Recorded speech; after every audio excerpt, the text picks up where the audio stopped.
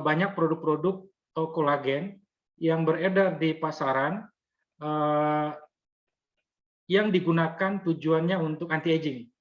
Nah, jadi nanti Bapak Ibu dan teman-teman bisa menilai sendiri nanti, bisa mengevaluasi sendiri nanti apakah bagaimana kok bisa ya produk-produk yang berbasis protein itu kita minum atau produk-produk yang berbasis protein itu kita konsumsi, ya kita konsumsi yang kita inginkan bahwa produk itu memberikan efek misalnya untuk anti aging. Nah, kira-kira nanti mekanisme seperti apa? Dan karena kalau kita Bapak Ibu tahu bahwa kalau kita mengkonsumsi protein atau telur, misalnya telur gitu ya, atau baik itu protein nabati dan hewani, maka tubuh kita akan menyerapnya dalam bentuk apa?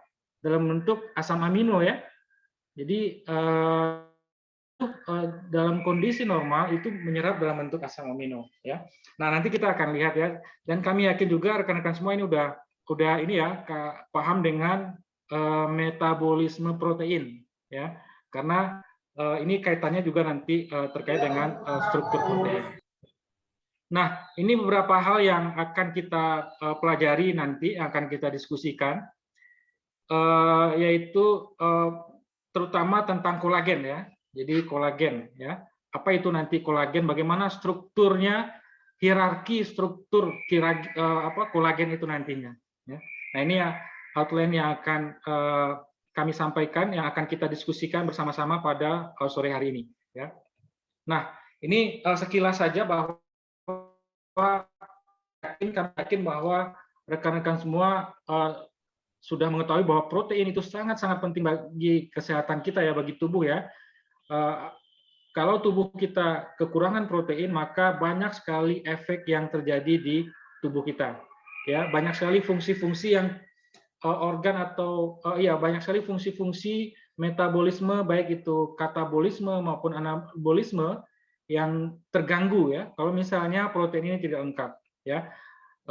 Kami juga meyakini bahwa rekan-rekan semua ini udah ini kan ya, udah belajar tentang metabolisme protein gitu ya, untuk apa protein itu, bagaimana dia dipecah gitu ya, bagaimana diserap sampai ke usus halus, kemudian diserap ke pembuluh darah, kemudian dibawa ke sel ya, dijadikan apa proteinnya ya, kemudian juga bagaimana protein itu disintesis ya. Jadi protein itu juga, jadi tubuh kita itu juga bisa mensintesis protein ya. Nah, kalau kita lihat dari sudut pandang struktur protein ya, ini adalah hierarki ya, hierarki struktur protein ya. Jadi secara umum itu kita membaginya menjadi 4 ya. Yang pertama adalah struktur primer ya, yang kedua adalah struktur sekunder yang terjadi local folding di susunan asam aminonya, di polipeptidanya. Kemudian yang ketiga adalah tersier ya. Bentar, saya nyalakan.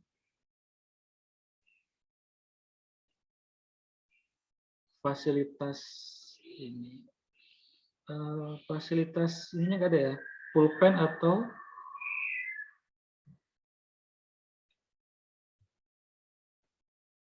Oke. Suaranya jelas ya Bu Asma ya? Jelas Bapak. Oke. Fasilitas pointernya nggak ada ya?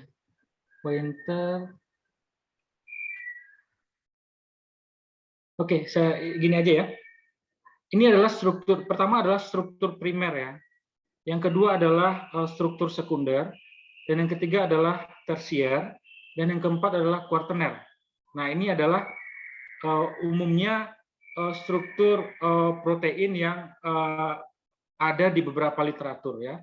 Tetapi ini juga ada struktur supramolekuler ya. Nanti kita akan lihat jadi supramolekuler itu gabungan dari beberapa struktur kuartener ya, yang memberikan suatu fungsi ya. Nah, Bapak Ibu yang kami hormati dan rekan-rekan semua, jadi struktur 3 dimensi protein ini sangat penting sekali terhadap fungsinya ya. Jadi kalau kita ingat mekanisme kerja enzim itu kan seperti lock and key ya. Jadi seperti anak kunci dengan kuncinya atau kunci dengan gembok lah ya. Jadi kalau kuncinya tidak cocok dengan gemboknya ya. Jadi kalau Bapak, Ibu dan rekan-rekan bayangkan kalau kunci itu kan ada gerigi-geriginya ya, ada lekukan-lekukannya. Nah, itu sangat penting itu ya di struktur protein. Protein pun dengan demikian. Jadi nanti dia membentuk lekukan-lekukan yang lekukannya itu hanya cocok untuk senyawa tertentu. Ya. Jadi mekanismenya seperti demikian ya, kerja enzim dengan substrat ya. Misalnya Hendra, mohon maaf interupsi ya. untuk menampilkan laser point-nya bisa di sebelah bawah, Bapak. Di sebelah kiri bawah. Sebelah kiri bawah. Itu ada tanda semacam gambar pensil. Kok nggak ada di saya? Oh. Ya biasanya di atas ya. Saya stop share dulu sebentar.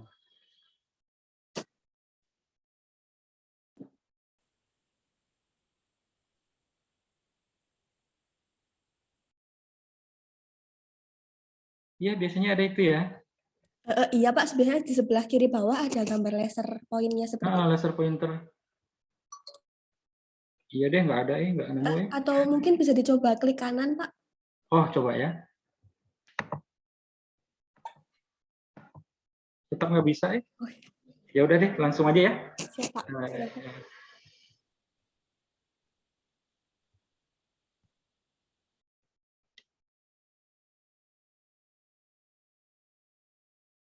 Nah, jadi seperti tadi ya, jadi kerjanya seperti kunci dan gembok ya.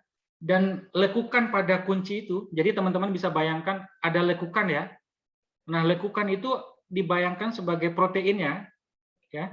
Kemudian gemboknya itu sebagai substratnya. Ya, kalau dia proteinnya itu enzim, maka dia kuncinya hanya bisa cocok dengan gemboknya ya. Nah, lekukan-lekukan itu ya, itu mekanismenya terjadinya lekukan itu itulah yang kita sebut dengan folding tadi ya. Jadi dia mencari kondisi yang stabil ya di lingkungan dia sehingga terbentuklah lekukan-lekukan itu. Nah, apa yang menyebabkan terjadinya lekukan-lekukan itu? Nah, itulah struktur primernya sangat menentukan. Ya, jadi apa itu struktur primer? Ya, nanti kita akan lihat ya. Jadi kembali ke sini bahwa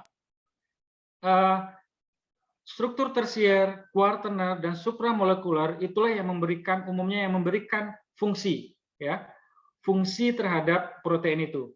Ada dia sebagai regulasi ya. Ini sebagai regulasi ini sangat-sangat penting sekali, terutama enzimatis. Ya, Bapak Ibu dan rekan-rekan ingat bahwa kanker itu terjadi karena terganggunya atau terganggunya sintesis enzim tertentu yaitu P53 yang sifatnya adalah supresor atau yang menekan pertumbuhan pembelahan sel. Nah, kalau itu terganggu karena adanya DNA edak misalnya, sehingga proses sintesis proteinnya terganggu, enzim yang untuk mengatur pembelahan sel itu tidak ada, maka dia membelah-belah terus. Nah, ini salah satu fungsinya sebagai regulator ya, off dan on. Jadi ada yang memicu reaksi, kemudian ada enzim yang menghentikan reaksi, ya, sehingga terjadi keseimbangan. Nah, ini fungsi enzim seperti itu. Ya, jadi Bapak Ibu bayangkan kalau tidak ada enzim yang menghentikan pembelahan sel, terus kanker. Ya. Kemudian fungsi struktur, ya. Nah, nanti kolagen ini, ya, ini juga berfungsi sebagai struktur nanti ya, karena dia mengikat jaringan, mengikat sel ya, sehingga sel itu atau jaringan itu berada di tempatnya, jadi tidak pindah-pindah gitu kan. Nah, ini karena ada jaringan ikat dan juga membentuk struktur. Ini proteinnya juga, dan itu juga adalah senyawa protein. Ya, kemudian juga untuk pergerakan, ya. Untuk pergerakan ada filamen-filamen yang berfungsi membantu dalam pergerakan, ya, otot, ya. Kemudian sebagai katalis, ya, kemudian ya sebagai transport zat gizi, ya, pada saat transport lemak, ya, transport lemak, kalau asam lemak diserap itu dia di dalam usus halus itu dia digabungkan dulu dengan protein itu, ya, dengan protein yang disebut dengan sehingga dia membentuk kilomikron, ya. Nah itu membantu dalam transport, ya, transport asam lemak dari usus halus ke pembuluh darah. Kemudian signal, ya, ini juga sangat penting signaling ini, ya, karena interleukin itu juga banyak dibangun dari protein, ya, karena ada sinyal-sinyal yang untuk mengaktifkan sel, misalnya interleukin 16 misalnya untuk mengaktifkan sel B untuk mensintesis antibodi misalnya. Nah ini juga dibangun dari protein, ya.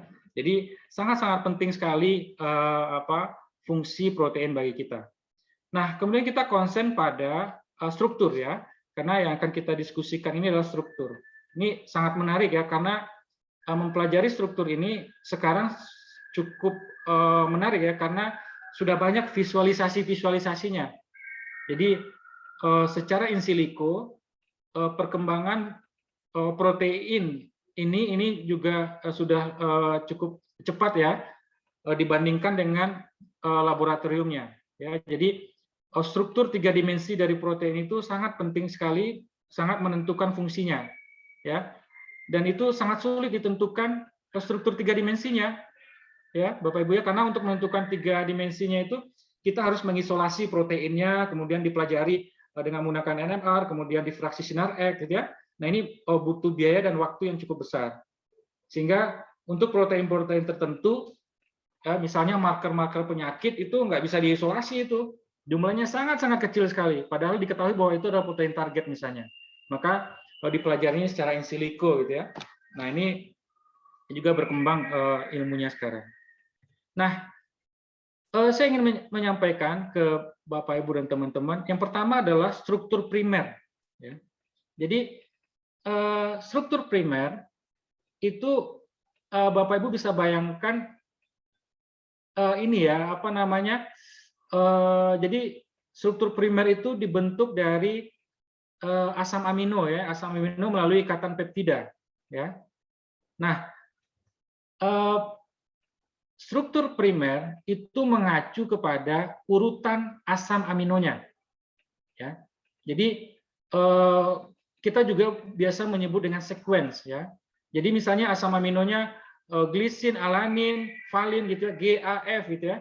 Nah urutan-urutannya itu kita sebut dengan struktur primernya, ya. Jadi kalau misalnya misalnya Bapak Ibu bayangkan berhenti dia sebentar. Seperti tali, ya. Bentar. Ini terberhenti. Nah, jadi kalau struktur primer itu mengacu ke urutan asam aminonya, ya. Jadi misalnya adalah alanin, valin, glisin,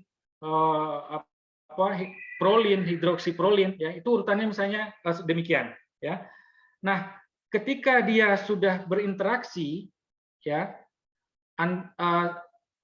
antar molekul yang terdekat dengan dia, sehingga dia membentuk helix, ya, misalnya helix atau beta sheet, itu kita sebut dengan struktur sekunder, ya. Jadi Bapak Ibu bisa ilustrasikan seperti ini, ya.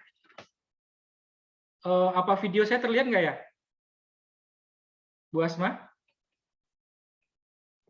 Terlihat, Pak Hendra. Ya. Nah, jadi kalau misalnya ini kabel ini terlihat nggak, ya? Jadi kalau kita oh iya, ya kabelnya kelihatan. Oke. Nah, kalau misalnya kabel ini satu kabel ya, anggap ini satu kabel walaupun ini dua. Nah, ini satu kabel ini ada urutan asam amino yang nyambung. Ya, misalnya ini alanin, kemudian glisin, berarti A, G gitu kan, valin, V gitu kan, prolin, hidroksiprolin gitu ya, dia nyambung. Nah, ini lurus ini kita sebut dengan struktur primernya. Di alam ini sangat sedikit sekali yang struktur primer ya, rata-rata dia dalam bentuk tersier ya. Nah, kalau dia sudah menggulung ya, melipat seperti ini, menggulung gitu ya, menggulung, membentuk helix itu ya, melipat-melipat gini. Nah, dia ini sudah membentuk struktur sekunder ya. Jadi kalau dia sudah melingkar-lingkar gini, ini dia struktur sekunder. Kenapa dia melingkar? Karena ada ikatan yang menarik dia untuk melingkar gitu ya. Jadi folding awal atau pelipatan awal itu terjadi di struktur sekunder. Ya, foldingnya itu terjadi antar asam amino yang berdekatan. Nah, ya kan? Itu struktur sekunder ya yang berdekatan. Jadi dia melingkar-melingkar begini dia ya. Nah, ini sudah membentuk struktur sekunder. Kalau lurus begini, urutan asam amino ini masih struktur primernya. Nah, tapi kalau sudah dia melingkar, itu adalah struktur sekundernya. Kenapa dia bisa melingkar? Itu adalah pengaruh karena ada ikatan hidrogen, ya, interaksi van der Waals, yang menyebabkan, terutama adalah ikatan hidrogen ya, yang menyebabkan dia melingkar. Folding itu adalah ya pelipatan untuk mencari kondisi dia stabil, gitu kan? Nah, jadi itu yang tadi primer, ini sekunder gitu ya. Nah, bentuk sekundernya itu bisa alpha helix, beta sheet ya, itu ada juga beberapa macam bentuknya. Ya. Nah, sekarang apa bedanya dengan tersier? Nah, ini juga bentuk-bentuk primer ya. Ini kenapa dia bisa melipat itu ya, ini karena ada electrostatic interaksi electrostatik, kemudian hidrofobik interaksi ya. Nah, itulah yang menyebabkan terjadinya melipat ya. Jadi memang secara mekanisme reaksi kimia itu bisa kita ketahui alasannya kenapa melipat gitu. Ya, ini interaksi ini misalnya NH3 dengan COO ya. Karena ada interaksi ya melipat dia kan. Itulah kondisi stabil dia di alam ya. Melipat ya. Kemudian ada interaksi hidrofobik gitu ya. Nah, inilah yang menyebabkan dia melipat. Ya, jadi melipat itu sangat ditentukan oleh struktur urutan asam aminonya ya. Struktur primernya ya. Nah, kemudian bagaimana dengan tersier? Nah, kalau dia sudah melipat seperti ini, kalau tersier itu dia ngelipatnya udah ruwet ngelipatnya gitu ya. Jadi ngelipatnya itu sudah dengan asam amino yang terjauh. Jadi bukan lagi yang berdekatan ya. Jadi dia kayak kabel kusut aja ini. Nah, ini yang disebut dengan struktur tersier gitu ya. Nah, jadi kenapa dia seperti ini? Sekali lagi dia selalu mencari kondisi yang stabil terhadap molekulnya. Ya. Nah, itu melipatnya ya. Jadi ini adalah struktur tersier ya. Jadi sekali lagi kalau tadi lurus ini adalah hanya primer gitu kan. Kemudian melingkar-lingkar itu sekunder ya. Kemudian kalau dia sudah melingkarnya berinteraksinya jauh udah kusut gitu ya ininya. Nah, ini kita sebut dengan tersier. Ya, ini bisa karena ikatan disulfida, ikatan ionik ya, ikatan hidrogen ya yang menyebabkan melingkarnya itu banyak. Nah, apa itu kuartener ya?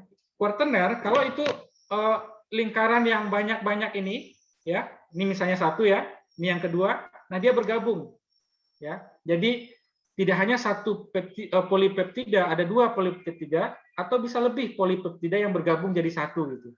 Nah, itulah struktur kuartener ya. Jadi kalau kondisi offline kita lebih bisa lebih interaktif ya untuk bisa memahami apa itu struktur primer dan apa itu struktur sekunder, tersier dan kuartener ya. Nah, di dalam struktur tersier ya itu satu molekul dalam struktur tersier itu bisa struktur sekundernya ada beberapa gitu ya. Jadi kalau dibayangkan kabel ini ada yang bentuknya helix, kemudian ada juga yang beta sheet, kemudian dia bergabung ya. Kalau ini adalah satu struktur struktur tersier, maka dia mempunyai dua struktur primer di dalamnya ya. Nah, ini nanti sangat penting pada saat kita denaturasi ya. Jadi denaturasi prinsipnya adalah dia merubah struktur sekunder ya. Bisa juga merubah struktur kuartener, sekunder dan tersier. Kuartener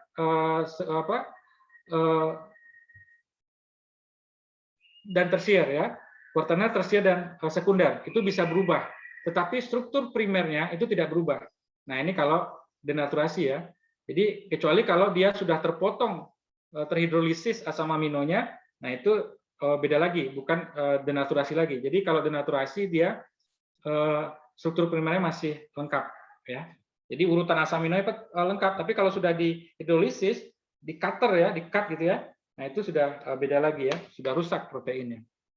Nah, jadi itu mungkin itu yang penting buat kita ya, pemahaman mengenai struktur 4 tadi. Karena yang akan kita pelajari agak detail itu adalah kolagen ini ya.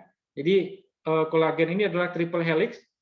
Jadi kolagen ini berarti dia terdiri dari 3 polipeptida ya. Jadi kalau sudah lebih dari 1 polipeptida ya, itu dia sudah struktur kuartener ya.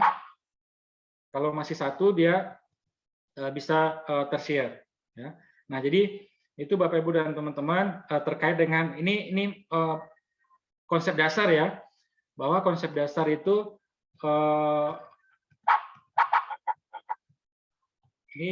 bahwa konsep dasar struktur protein itu ada struktur primer ya, kemudian struktur sekunder, kemudian struktur tersier ya. Nah, ini jadi kalau misalnya di dalam struktur tersier ini ya, Bapak Ibu bisa lihat kursornya ya. Nah, ini dalam struktur tersier ini itu di dalamnya ada struktur alpha helix ya. Ini yang blinker-blinkernya alpha helix. Kemudian setelah alpha helix dia nyambung lagi ke beta sheet, bentuk beta sheet ya.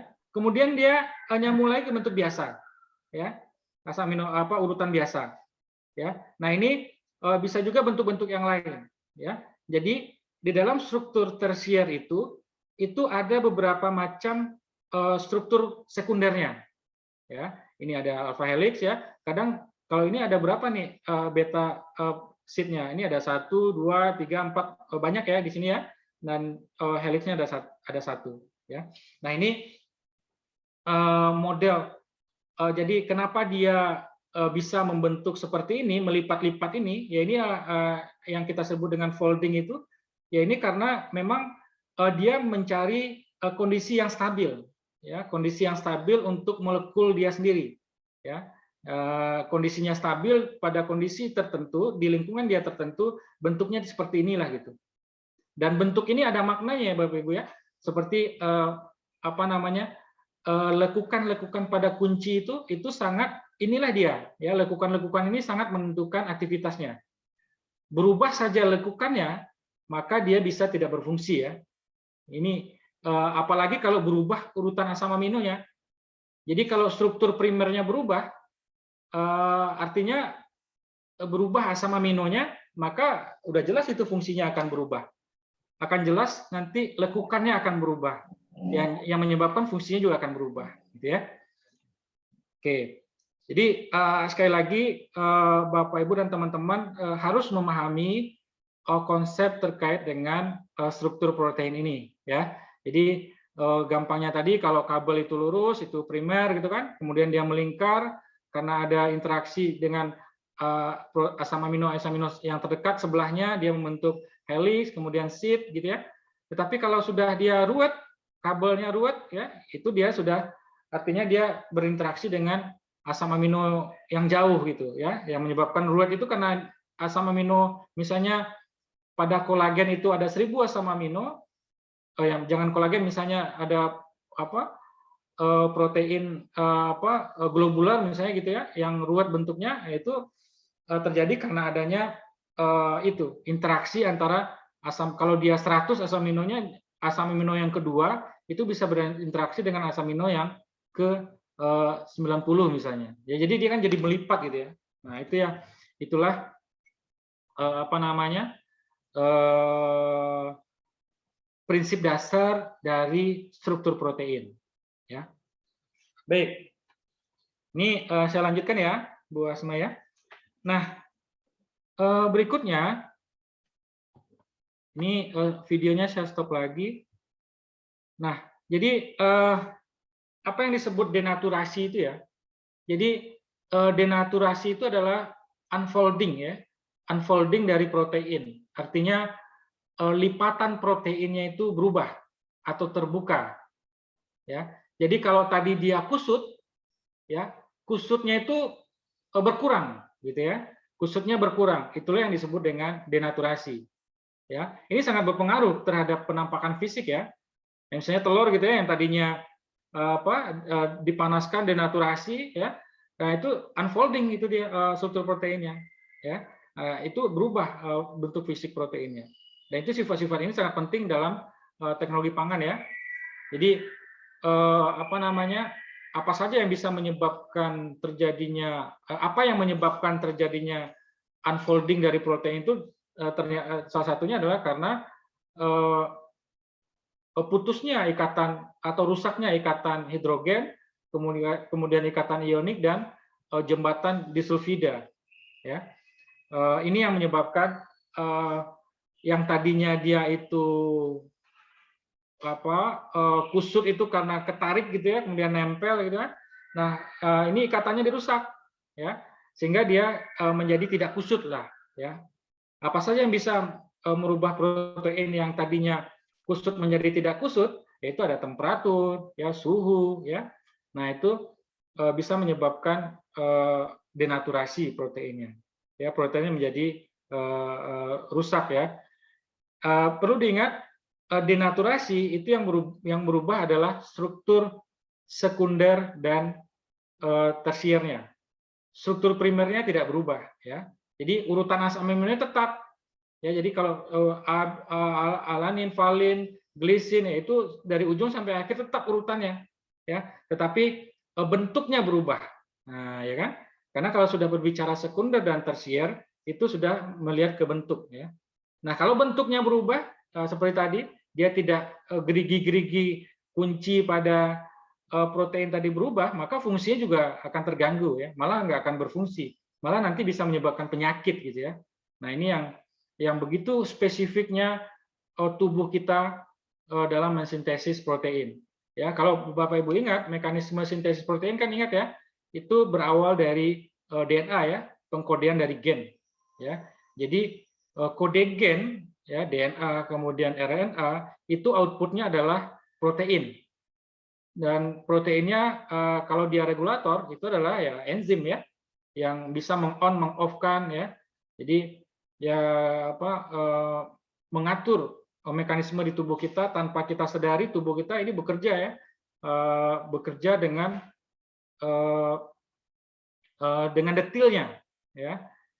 Tinggal kita menjaganya dengan baik ya. Nah, itu mekanisme. Kemudian ada istilah proteostasis ya, atau homeostasis. Ini bagaimana tubuh memaintain bahwa baik itu konsentrasi, konformasi, dan stabilitas fungsional protein yang ada di tubuh kita itu seimbang. Artinya itu tadi, supaya mekanisme anabolisme dan katabolismenya itu jalan gitu ya terhadap protein ya. Bapak Ibu bisa juga lihat ya, kalau misalnya kita kelebihan protein itu ada efeknya ya. Kalau kita di toksikologi juga berbicara belajar ya, kekurangan protein dan kelebihan protein itu juga tidak baik. Oke. Nah, berikutnya ya.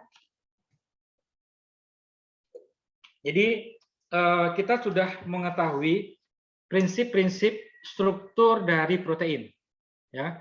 Nah, sekarang kita coba ya rekan-rekan dan teman-teman, kita coba melihat mulai di sekitar kita ya.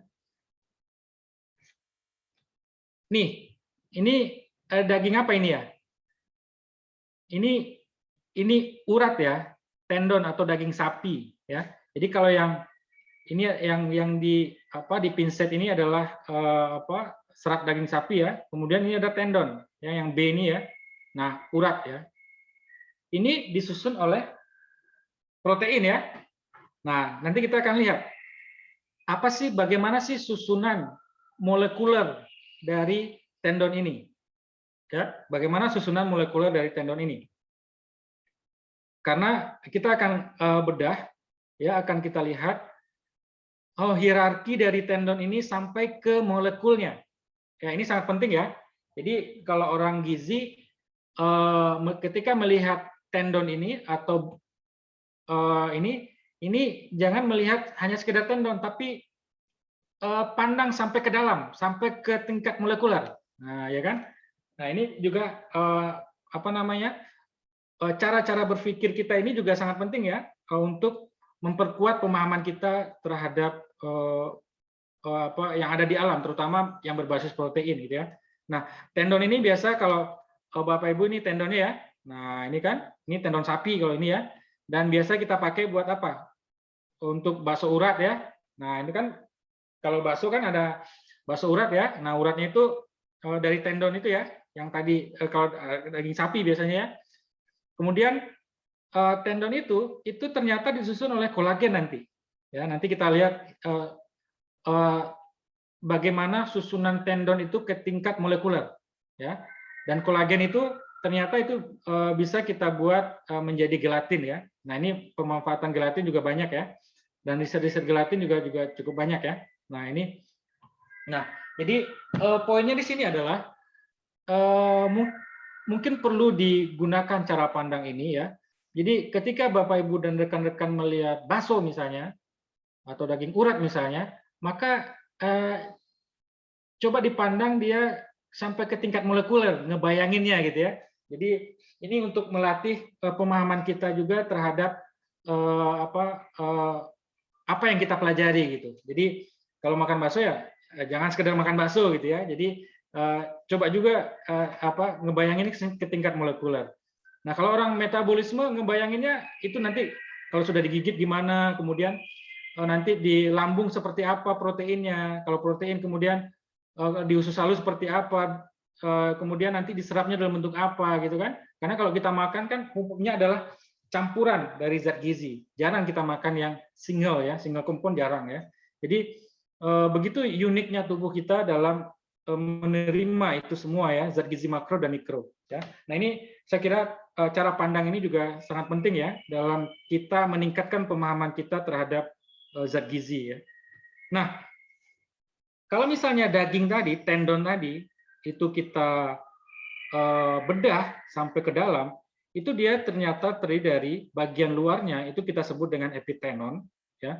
Kemudian epitenon ini terdiri dari endotenon. Ya, jadi yang besar ini adalah kalau yang paling besarnya adalah epitenon, kemudian di dalamnya ada yang kumparan yang bundelan yang lebih besar lagi ya. Nah, ini disebut dengan endotenon ya.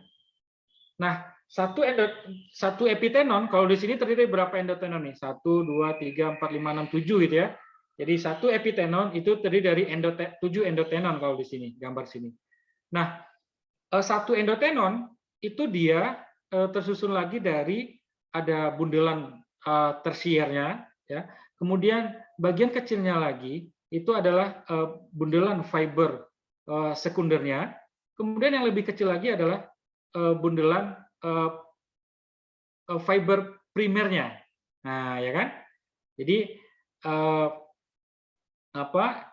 endotenon itu terdiri dari 3 bagian utama gitu ya. Ada bundelan yang paling besarnya adalah tersier, kemudian sekunderinya adalah yang bundelan yang kecil berikutnya, kemudian yang utamanya ada yang kecil lagi. Nah, ya kan? Nah, kita lihat yang lebih kecil lagi, karena kita coba memandang secara molekuler, ya. Nah, yang lebih kecil lagi itu dia tersusun dari kolagen fiber, ya. Dan ternyata fiber kolagen itu yang lebih kecil lagi adalah kolagen fibril, ya, fibril namanya. Nah, ya kan? Jadi muncul kata kolagen itu setelah ada di fiber, ya. Jadi ini fiber kolagen ini sangat penting, ya. Kemudian ada fibril yang kecilnya lagi, ya. Nah, ini adalah ilustrasi ketika tendon ini kalau kita bisa secara sederhana mengilustrasikan uratnya itu sudah nggak kuat lagi gitu, ya. Jaringan ikatnya sudah nggak kuat lagi, sehingga terjadi kerusakan atau degenerasi di tendonnya. Nah, itu menyebabkan kerutan, ya. Nah, ini itu ternyata terjadi, itu ternyata yang penyebab faktor utamanya adalah kerusakan pada kolagennya. Nah, ya kan? Jadi Bapak Ibu yang kami hormati dan teman-teman, di diskusi kita ini lebih ke kolagen pada tendon, ya. Tetapi kalau kita bawakan ke manusia, ini kolagen ini sangat penting untuk jaringan ikat, ya, baik di kulit gitu, ya, di organ kita yang bagian dalam itu juga banyak kolagen-kolagen yang berfungsi sebagai jaringan ikat. Nah, ini banyak orang mempelajari salah satu penyebab aging itu adalah ya karena kerusakan pada kolagennya, ya. Kolagennya rusak maka jaringan ikatnya berkurang gitu kan, sehingga menyebabkan terjadinya kerutan misalnya yang terlihat gitu, ya. Nah, ini kalau kita ilustrasikan ke sana, sehingga banyak riset-riset terkait dengan pengembangan misalnya minuman berbasis kolagen gitu, kan. Ini juga banyak, ya. Jadi ini yang menyebabkan terjadinya kerusakan pada tendon ini, ya. Jadi uratnya udah nggak kenyal lagi kalau urat itu, ya. Jadi sudah rusak, ya, sehingga bisa mengkerut gitu, ya. Nah, ini ilustrasi berikutnya, ya, sama dengan yang tadi, ya. Ini tendon, kemudian ada bundelan fiber tersiernya, ada sekundernya, primernya, nah kolagen fibernya, kemudian kolagen fibrilnya, ya. Kita nanti akan banyak berbicara mengenai kolagen fibrilnya, ya. Apa sih yang menyusun molekul, apa sih yang menyusun kolagen fibril gitu, ya. Nah, ini ternyata, ya. Jadi kalau tendon fiber tendon itu diameternya itu 100 sampai 500 mikrometer, ya. Nah, ini diameternya orang sudah riset itu, ya. Kemudian berikutnya adalah yang tendon tadi, epitendon, ya. Yang kedua tadi ini 50 sampai 300 mikrometer, kemudian fibril, kolagen fibril diameternya 50 sampai 500 nanometer, kemudian molekul kolagen itu 1,3 nanometer. Nah, ya. Sekarang kita lihat ke gambar yang B, bagaimana struktur fibril itu, ya. Jadi kalau kita ambil salah satu, ya. Jadi struktur fibril demikian ini. Jadi yang hitam ini nanti kita sebut dengan protokolagen, ya. Ya. Nah, nanti kita akan lihat. Nah, yang satu ini satu fibril itu ternyata disusun oleh beberapa molekul kolagen, ya. Nah, satu molekul, ya, protokolagen, ya.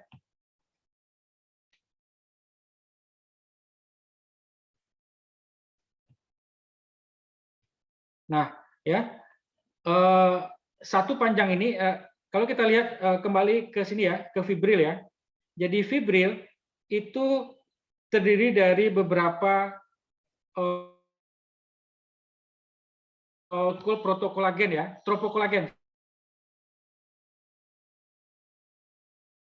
Panjangnya sekitar 300 nanometer, ya. Jadi satu molekul kolagen, satu fibril itu kalau digambar sini itu terdiri dari beberapa molekul tropokolagen, ya. Jadi ini tropokolagen, kemudian ada jarak sedikit, kemudian nyambung lagi, gitu ya. Nah ini satu unit ini yang panjangnya 300 nanometer itu kita sebut dengan tropokolagen, ya. Nah kita akan lihat ya bagaimana struktur dari tropokolagen itu, ya, yang menyusun unit fibril tadi, ya. Jadi unit fibril itu disusun oleh beberapa tropokolagen, ya, yang panjangnya 300 nanometer, ya. Dan tropokolagen yang 300 nanometer ini nanti juga akan dihubungkan oleh ikatan kimia dengan tropokolagen yang lain, ya. Dan susunannya seperti ini, ternyata ada space, ya. Dan ini ada fungsi gitu ya. Ada crosslink. Kemudian antara tropokolagen yang satu dengan tropokolagen yang lain itu dihubungkan oleh crosslink atau ikatan. Ya, nanti kita akan lihat ikatannya. Biasanya ikatan disulfida, ya. Nah, jadi sekali lagi Bapak Ibu bahwa kolagen fibril itu dibangun oleh beberapa tropokolagen, ya. Nah, ini yang satu molekul 300 nanometer ini disebut dengan tropokolagen, ya. Nah, ini gambaran berikutnya, ya. Jadi tropokolagen yang tadi, ya, yang panjangnya 300 nanometer itu kita lihat disusun oleh 3 polipeptida. Nah, ya kan? Jadi merah, biru dan hampir ke hitam ini 3 rantai polipeptida yang menyusunnya, yang membentuk struktur triple helix. Nah, ya kan? Jadi tropokolagen yang menyusun fibril tadi itu satu molekul tropokolagen itu terdiri dari 3 polipeptida yang membentuk atau melipat atau dia folding itu membentuk triple helix. Nah, ya kan? Nah, ini. Ya, jadi kalau ini adalah kolagen fiber, kemudian diperbesar, ini dia satu ini disebut dengan satu tropokolagen, kemudian satu tropokolagen dengan satu tropokolagen itu dihubungkan oleh garis merah ini kan. Nah, ini disebut dengan crosslink. Kadang biasanya ikatan disulfida atau ikatan yang lain nanti ada, ya, yang menghubungkan antara tropokolagen satu dengan yang lain, ya. Nah, satu biru satu tropokolagen ini dibangun oleh 3 polipeptida, ya, 3 polipeptida yang warna biru, merah, dan hampir hitam ini atau abu-abu, ya. Nah, ini itulah yang membangun kolagen fibril tadi, ya. Nah, ini beberapa contoh kolagen sebetulnya, tipe-tipe kolagen, ya, yang ada, ya, yang ada. Jadi dan tipe 1, 2, 3, 5, 6, ya. Nah, ini cukup banyak tipe-tipenya, ya. Tetapi nanti kita akan coba lihat salah satu saja, ya, yang fungsinya terutama untuk jaringan ikat, ya, jaringan ikat. Nah, ini kembali kita ke kolagen fibril tadi, ya. Nah, ini bentuknya, ya. Jadi ada bagian yang overlap, ya. Kemudian ada gap, ya, antar tropokolagen yang ini dengan tropokolagen yang bawah itu ada gap, ada bagian yang kosong. Nah, ini kalau diperbesar, ya.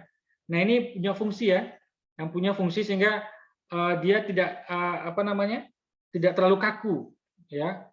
Jadi tidak terlalu kaku jaringan ikatnya, ya. Nah, gap ini. Kemudian ini satu bagian overlap dengan yang satu yang tidak overlap ini. Ini bagian ini disebut dengan D period, ya. Nah, ini sama, ya. D period ini sangat penting dalam rangka untuk pergerakan pada saat jaringan pergerakan otot, ya. Sehingga gap dan bagian overlap ini yang menyebabkan bisa terjadinya pergerakan, gitu ya. Kalau misalnya nggak ada, maka dia akan kaku, ya. Nah, sekarang kita kembali ke membedah lebih jauh lagi terkait dengan tropokolagen tadi, ya. Jadi bagaimana mekanisme terbentuknya alpha helix, ya.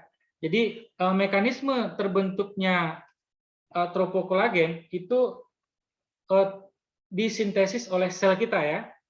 Jadi mekanisme sintesis protein yang pada umumnya itu juga terjadi pada saat sintesis kolagen ini ya. Jadi sintesis kolagen itu berawal dari sintesis tropokolagennya dulu ya. Kemudian kita lihat tadi ada 3 polipeptida, maka ya satu-satu dulu bentuk polipeptidanya ya, kemudian baru dia bergabung ya. Nah, ini dia jadi ini adalah tropokolagen tadi yang terdiri dari 3 rantai tadi, itu kita sebut dengan rantai alfa ya, tergantung dari jenis kolagennya ya. Tapi secara umum disebut dengan rantai alfa ya. Jadi ini yang membentuk dia seperti menjalin gitu ya, jalinan 3 untaian tali ya yang saling berpilin ya, yang panjangnya 300 nanometer ya. Kemudian utasan tali yang panjangnya 300 nanometer yang terdiri dari 3 polipeptida, nanti dia bergabung lagi dengan untaian tropokolagen, untaian tali tropokolagen yang lain. Nah, itulah dia bergabung membentuk ikatan yang kuat yang tadi jaringan ikat tadi ya. Ini sudah sampai diketahui lebarnya 1,4 nanometer gitu ya. Nah, inilah tadi saya sampaikan bahwa antara tropokolagen yang satu dengan tropokolagen yang kedua dan yang seterusnya itu dia juga saling mengikat ya. Jadi antara tali yang panjangnya 300 nanometer kemudian dengan tali 300 nanometer yang lain itu dia juga saling mengikat gitu ya.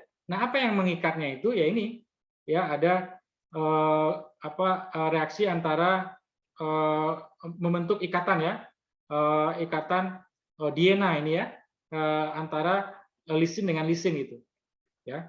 Nah, inilah yang menyebabkan terjadinya ikatan antara tropokolagen 1 dengan tropokolagen 2. Kalau ini kita putus, maka nanti itu bisa terdenaturasi ya. Putus ya. Nanti kita akan lihat di akhirnya. Di bagian slide terakhir nanti kita akan lihat juga bagaimana dia bisa terputus, kemudian bisa menghasilkan gelatin gitu ya. Nah ini kalau kita lihat dari atas ya. Jadi kalau kita lihat dari atas, Bapak Ibu bisa lihat bahwa dia merupakan triple helix. Jadi satu warna merah ini rantai A ya. Dan biasanya memang kolagen ini dia tersusun dari glisin G ya. Kemudian X-nya itu bisa prolin, Y-nya bisa hidroksiprolin. Ya, atau terbalik bisa juga, atau X ini bisa juga oleh asam amino yang lain ya. Dan ini juga bisa oleh asam amino yang lain. Ya, tetapi G ini biasanya tetap, ya. G ini biasanya tetap glisin, ya. Maka sehingga kalau satu untaian polipeptida yang membentuk tropokolagen tadi, itu hampir sepertiganya isinya adalah glisin, asam amino glisin ya. Nah itu kan prolin dan hidroksiprolin itu sangat, dan X dan Y ini sangat tergantung dari jenis kolagennya. Ya. Nah ini dia melakukan folding, ya, GXY ya, terus melingkar ya. Kemudian rantai B yang biru ini ya. Kemudian rantai C yang abu-abu ini. Ya. Nah terlihat dari bentuknya bentuk sesuai dengan atom yang dimampatkan, yang B ini, nah bentuknya berpilin seperti itu. Ya. Jadi sekali lagi kenapa dia bisa berpilin? Yaitu tadi karena sifat dari karena struktur primer atau urutan asam amino atau sekuen dari asam amino itu yang menyebabkan interaksi dengan polipeptida yang lain yang menyebabkan dia bisa berpilin gitu ya. Nah, untuk mencari kondisi yang paling stabil untuk dia, ya. Jadi mencari kondisi yang paling enak, maka dia berinteraksi satu sama lain lah, gitu ya. Secara sederhananya, membentuk, kalau di sini dia membentuk triple helix, ya. Karena sedemikian rupa susunan asam aminonya demikian, gitu ya, sehingga membentuk triple helix. Kalau susunan asam aminonya berbeda dan lingkungannya juga berbeda, dan faktor-faktor lainnya itu juga foldingnya juga akan berbeda, gitu. Maka bisa dia membentuk globular misalnya, ya. Jadi ini sangat tergantung dari sekuen asam aminonya, kemudian sifat kimia dari sifat fisik dan kimia dari penyusun polipeptidanya dan lingkungannya juga, ya. Nah, ini sama ya. Ini lebih detailnya lagi ya. Ini kalau ini satu rantai polipeptida, ini ada glisin, kemudian ini ada prolin, kemudian hidroksiprolin ya. Kemudian ini glisin lagi, kemudian ini bisa prolin lagi, hidroksiprolin lagi ya. Jadi dia sifatnya berulang. Nah, ya kan? Jadi tropokolagen yang triple helix ini sifatnya berulang, relatif berulang ya. Jadi umumnya satu polipeptida penyusun tropokolagen itu sekitar 1000 asam amino, dan berarti kan sekitar 300 ya. 300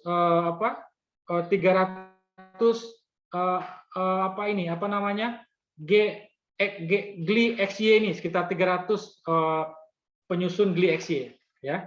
Jadi sekitar 300-an ya.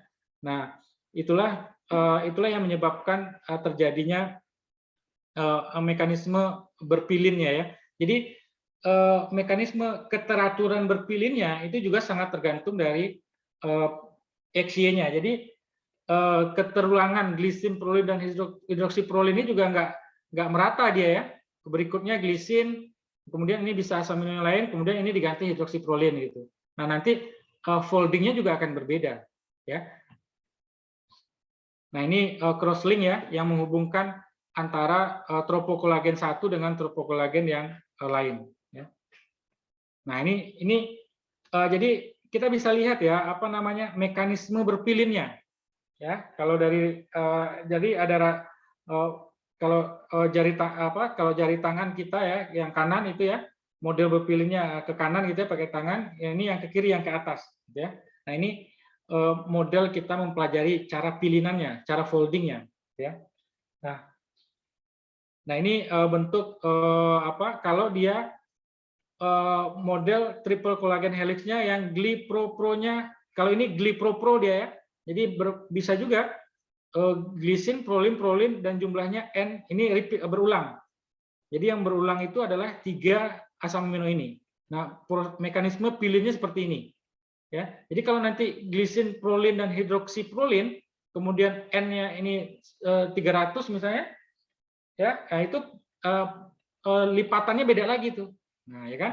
Jadi sangat tergantung dari sekuen atau urutan asam aminonya.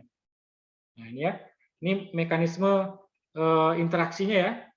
Ketika strand A polipeptida 1 dengan polipeptida B dan polipeptida C saling berpilin, interaksi yang terjadi seperti ini ya.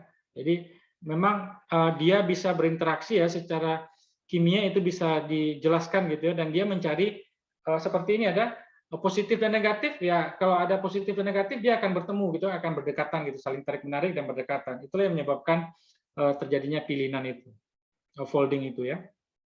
Nah, ini interaksi kalau ini alpha helix ya. Jadi ini interaksi ikatan yang terjadi ya. Kalau ini double helix ya, yang gambar A double helix, yang gambar B ini adalah triple helix yang tropokolagen tadi ya. Nah, ini mekanisme putarannya ya. Apakah R atau L ya. Nah, ini juga sangat tergantung dari ini cara kita membaca ya putaran dari pilinan dari tropokolagen tadi ya. Nah, Bapak Ibu yang kami hormati dan rekan-rekan semua, nanti kami akan putarkan ada mekanisme folding ya, ada videonya terkait dengan bagaimana 3 polipeptida tadi yang panjangnya sekitar berapa tadi 300 nanometer itu dia bisa berpilin, ya. Nah, kenapa di mana terjadinya kalau berpilin? Yaitu mengikuti mekanisme sintesis protein, ya. Nah, kemudian nanti kita bisa juga lihat nanti bagaimana mekanisme sintesis tropokolagen tertentu, ya. Nah, ini ada tahap satunya. Oke, nanti saya izin putar video.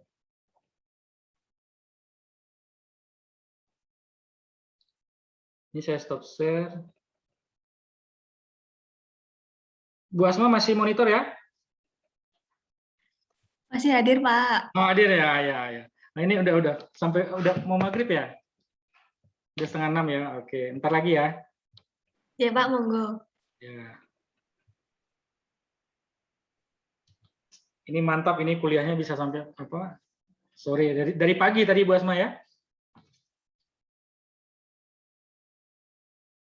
Ya, Pak, ini kebetulan ada teman-teman yang di daerah timur juga, berarti ini sekarang sudah hampir Isya. Mantap, mantap. Oke, oke, oke. Ini sedikit lagi ya. Jadi nanti ini saya share nanti ke rekan-rekan semua. Ini bagaimana mekanisme folding yang terjadi ya. Jadi sekali lagi folding ini sangat ditentukan oleh urutan struktur primer ya. Videonya terlihatan, Bu Asma? Sudah tampil di layar, Pak? Sudah kelihatan? Sudah. Oh ya. Pak.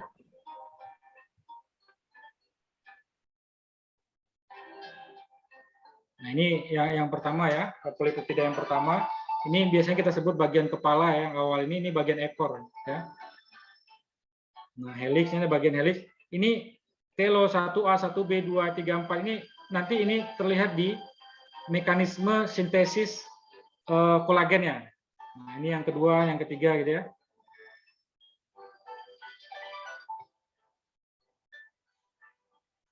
Nah, ini kebetulan dua rantai ini sama, alfa 11, alfa 12 ya.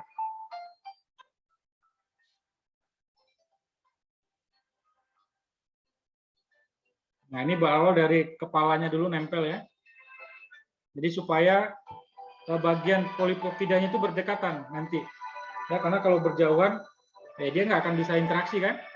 Nah, dia awal dekatnya itu kepalanya dulu. Nah, sedemikian rupa ya, apa namanya. Kemudian yang ketiga, trimerisasi ya.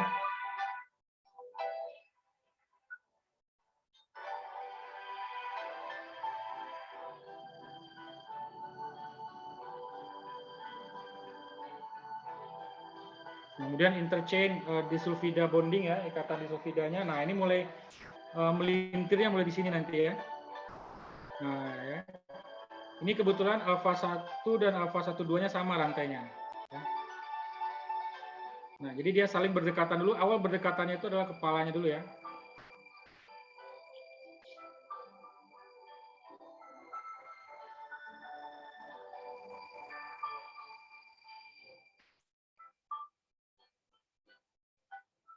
Nah, ini adalah bagian helix. Kepalanya itu keputus ya setelah terbentuk tropokolagennya yang panjangnya 300 nanometer ini biasanya terputus ini pada saat mekanisme sintesis ya.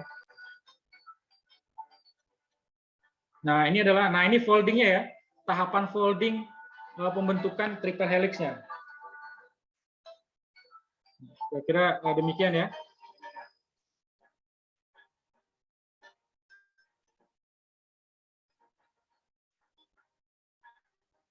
Nah, jadi pilinannya itu nggak apa namanya, kadang-kadang dia nggak merata ya. Jadi tergantung dari jenis polipeptidanya. Ini polipeptida 1 dan 2 ini sama ini. Yang kedua yang ketiga yang berbeda. Oke, baik, sedikit lagi.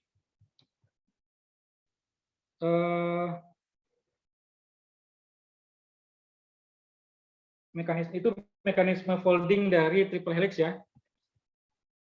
Kemudian ini alpha helix ya. Ini sekali lagi ya. interaksi yang terjadi di dalam rantai alpha helix tadi ya. Nah ini memang secara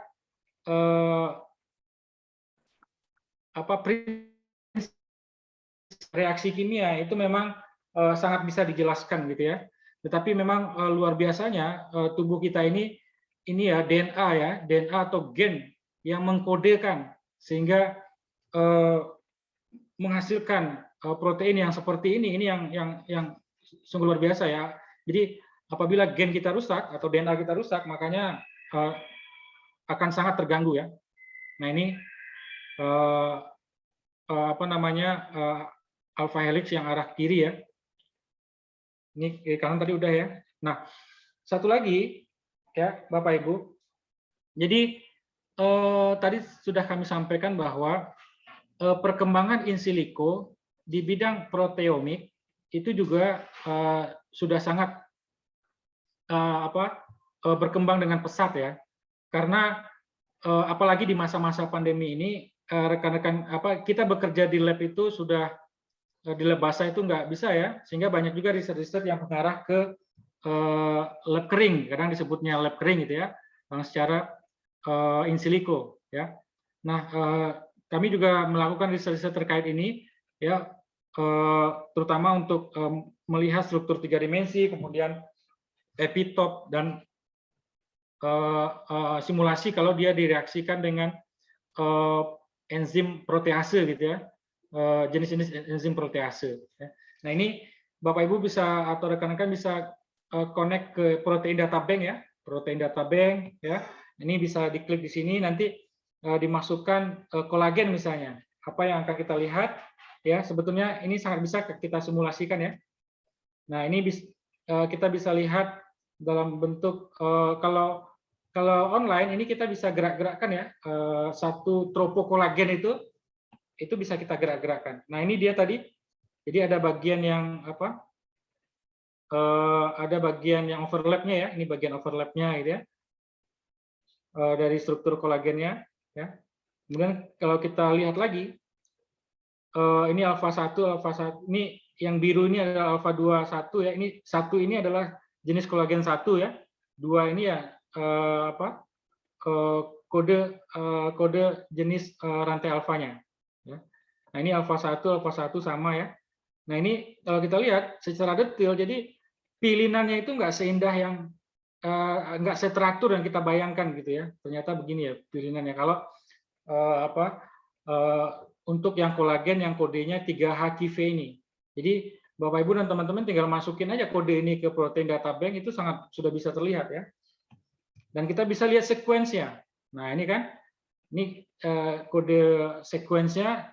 Nah, ini bisa kita lihat. Ini kita lihat satu rantai ini, ya, satu rantai polipeptida yang menyusun satu tropokolagen tadi. Nah itu panjang jumlah asam aminonya 1056, ya. Nah 1056 asam amino yang menyusunnya. Nah, sekuensnya bisa kita lihat ini. Sayang ini harusnya bisa diperbesar ya. Nah, ini kita lihat ini kode-kodenya ini ya. PGNDGAK gitu ya. Glisin lagi yang keempat gitu kan. Glisin lagi. Setelah glisin itu duanya itu bermacam-macam. Urutannya nggak konsisten gitu. Itulah yang menyebabkan pilinannya itu nggak teratur atau nggak seindah yang kita bayangkan kalau kita memilih tali gitu ya.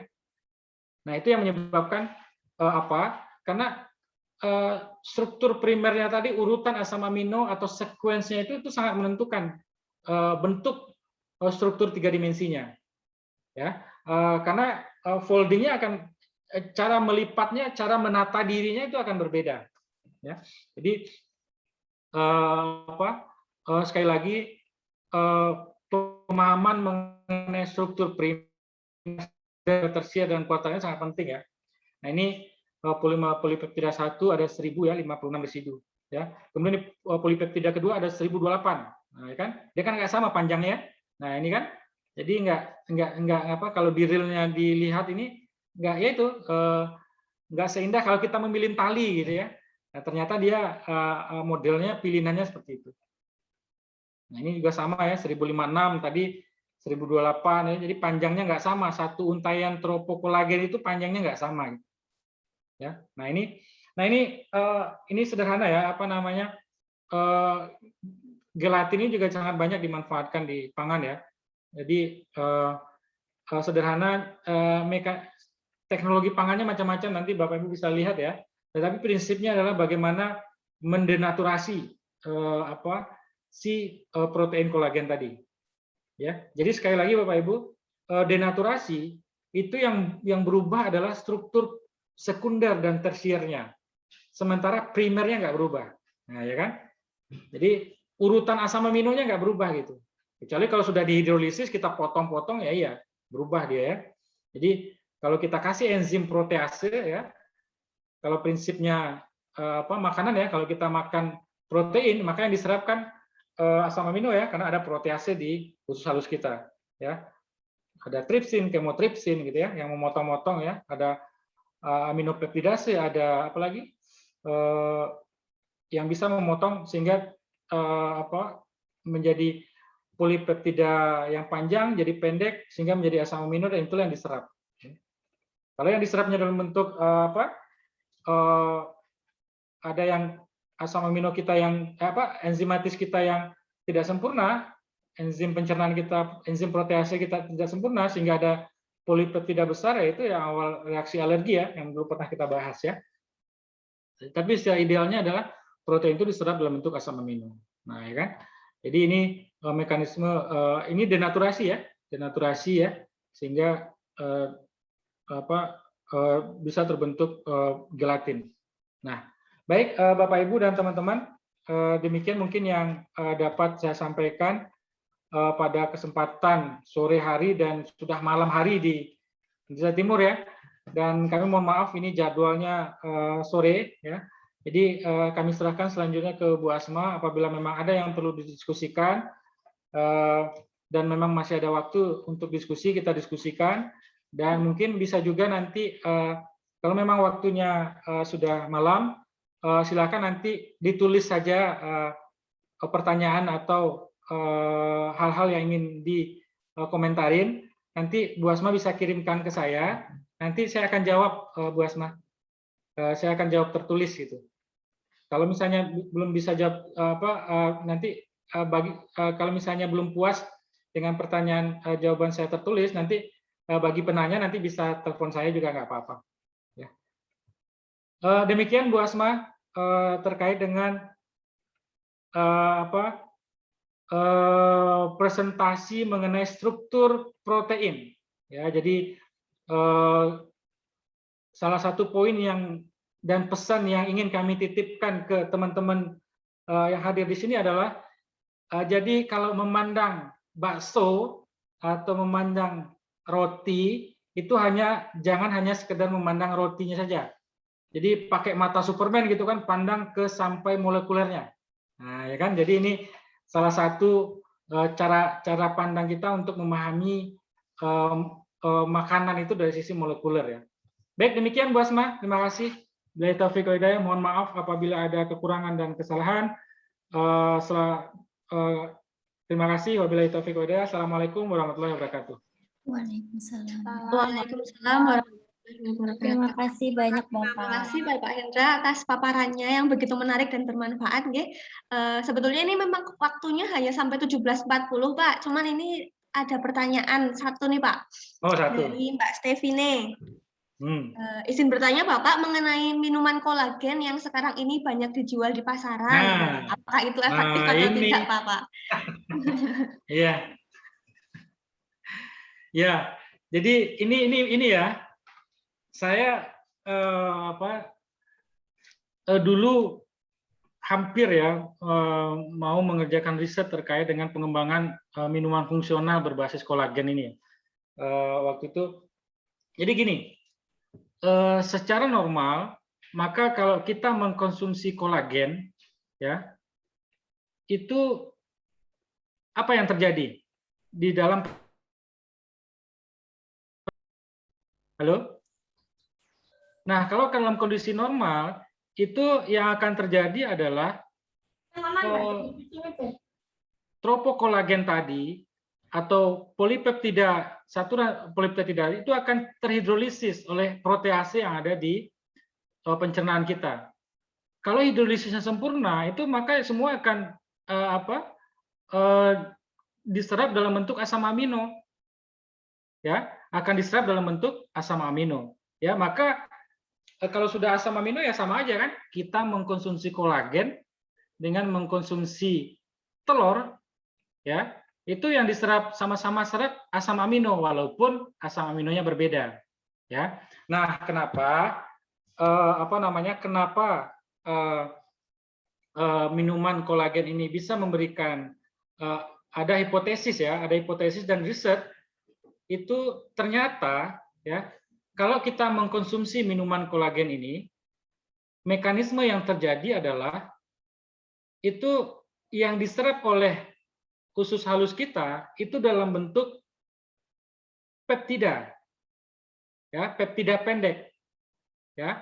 Jadi peptida pendek yang jumlah asam aminonya sedikit, ya, yang tidak juga menyebabkan alergi, gitu ya. Nah, peptida inilah yang diserap oleh tubuh usus halus kita masuk ke pembuluh darah. Nah, oleh pembuluh darah itu misalnya diedarkan peptida ini itu ke ke sel-sel dekat kulit. Nah, ada riset yang mendukung bahwa peptida inilah yang menstimulasi, ya, menstimulasi supaya sel kita itu mensintesis kolagen. Nah, kira-kira itu mekanismenya kenapa minuman ini, ya, makanan, jadi tidak hanya minuman, ya, makanan, ya, banyak yang dikembangkan untuk makanan untuk kolagen untuk kecantikan misalnya. Ya, jadi kira-kira mekanismenya, salah satu mekanisme yang kami ketahui adalah bahwa yang diserap itu bukan dalam bentuk peptida, tetapi dalam bentuk asam amino, tapi dalam peptida kecil. Nah, peptida kecil inilah yang menstimulasi sel untuk mensintesis kolagen. Nah, sehingga sel akan mensintesis kolagen lagi, gitu, ya. Jadi demikian tapi ada juga, apakah berikutnya juga ada banyak, ya, kolagen yang dioleskan, ya. Nah, ini seperti apa? Apakah kolagen ini bisa menembus kulit? Nah, ya kan?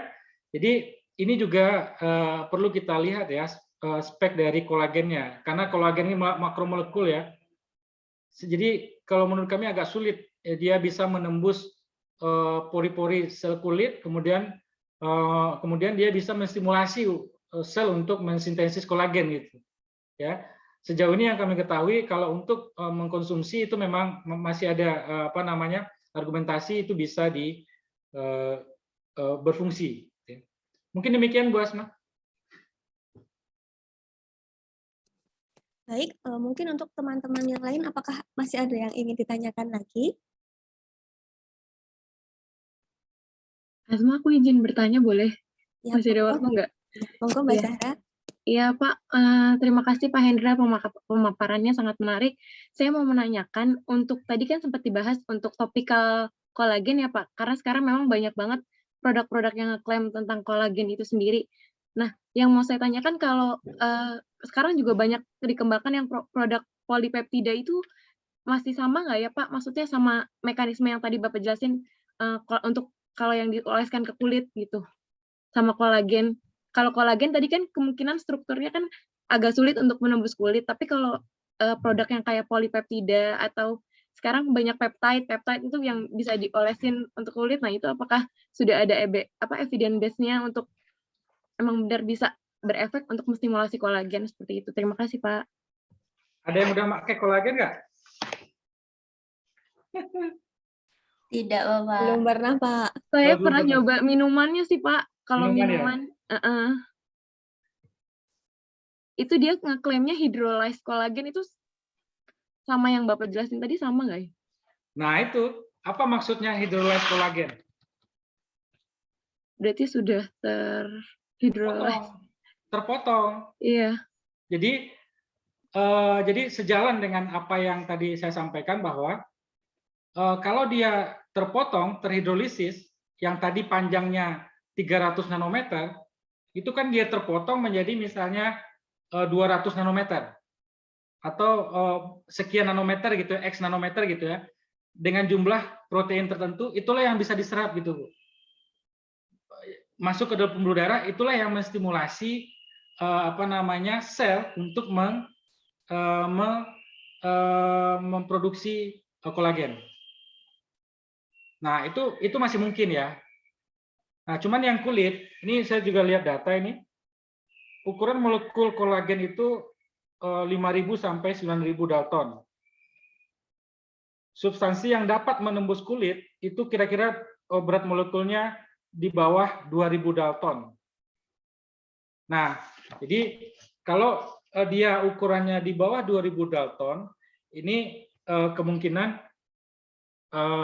masih bisa ya di bawah kalau ukuran. Tapi kalau sudah polipeptida yang ukurannya besar, yang 5.000 sampai 9.000 Dalton itu kemungkinan nggak bisa. Ya. Nah, bagaimana kalau dengan peptida-peptida yang lain? Ya sama. Jadi ini sangat tergantung dari ukuran ya. Ya, jadi karena mekanisme masuknya ke pori itu kan lewat pori ya. Ya, dan itu sangat sangat ditentukan oleh ukuran. Ya. Jadi sekarang banyak riset-riset yang mengembangkan nanokosmetik ya. Jadi ya, prinsipnya adalah sama ya. Prinsipnya adalah bagaimana molekul itu bisa menembus ke pori.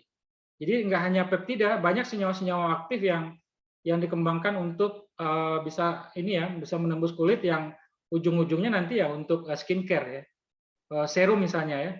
Nah, serum itu juga prinsipnya hampir sama. Kalau yang lain, tambahan-tambahan yang lain itu lebih ke misalnya antioksidan ya untuk mencegah si senyawa aktifnya itu tidak rusak, kemudian ada tambahan-tambahan yang lain supaya lengket di kulit gitu ya. Tetapi marker yang utamanya itu ya biasanya yang komponen aktifnya itu biasanya yang ukurannya kecil. Jadi sebenarnya tidak hanya banyak yang dikembangkan, tidak hanya peptida sebetulnya. Demikian. Baik Pak, terima kasih. Jadi sekarang ini ya aman lah ya mengkonsumsi minuman kolagen ya. Nah, itu cuman kayaknya masih ada kontroversi juga ya Pak untuk terkait evidence based minuman berkolagen itu karena masih banyak yang pro kontra juga sih. Tapi kalau yang hydrolyze mungkin memang tadi karena ukurannya lebih sedikit jadi memang sudah efeknya mungkin lebih ini. Tapi kalau kolagen yang yang bukan yang hydrolyze gitu mungkin efeknya kurang. Hampir ya. Jadi prinsipnya hampir sama sebetulnya. Nah, ini yang memang jadi seberapa besar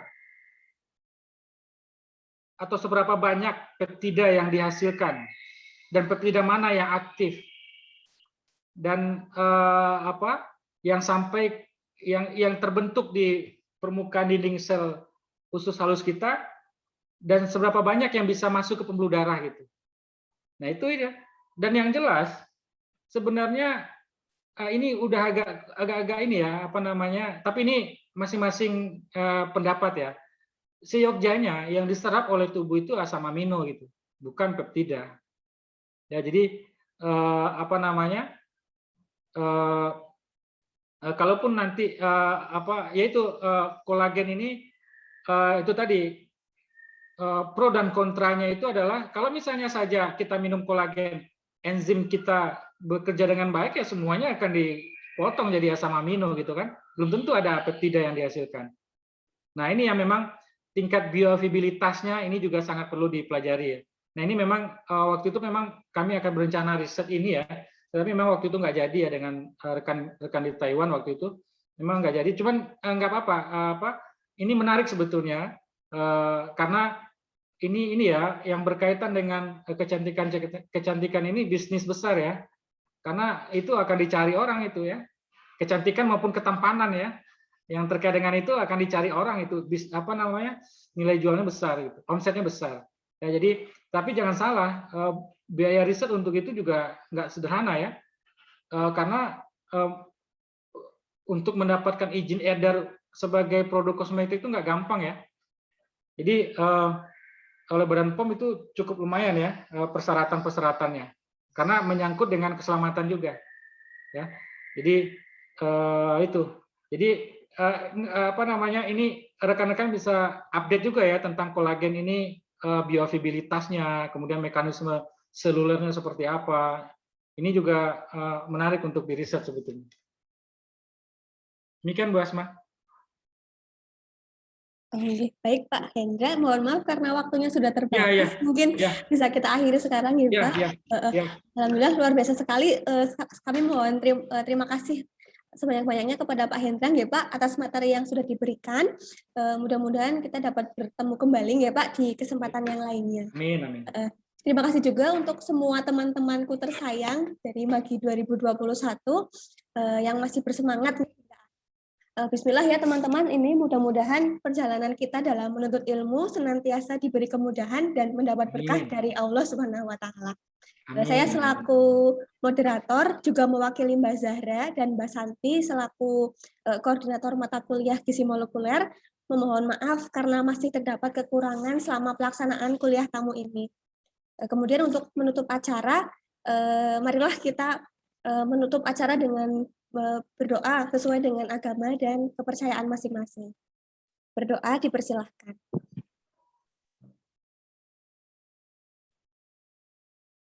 Berdoa selesai. Untuk menutup acara, saya ingin mencatut suatu kalimat populer dari Imam Syafi'i bahwa sesungguhnya jika kamu tidak tahan terhadap lelahnya belajar, maka kamu harus sanggup menahan perihnya kebodohan. Wabillahi taufik wal hidayah. Wassalamualaikum warahmatullahi wabarakatuh.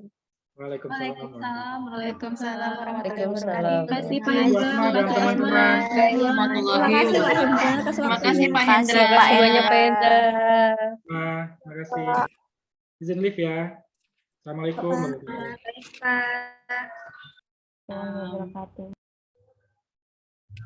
Oh iya teman-teman, aku lupa nge-share absen. Jadi habis ini aku share ke grupnya ya. Terima kasih karena Oke, sudah makasih bersemangat. Asma, makasih banyak ya. Jangan lupa oleh-olehnya Mbak Makasih Zahra. semuanya. Makasih semuanya. Makasih Dan Pak Asma. teman-teman. Iya. Terima kasih Mbak. Terima kasih, terima kasih. Selamat istirahat teman-teman. Makasih Mbak Asma. Iya. Terima kasih Mbak Asma, Mbak Tara. Izin live. Ya, monggo.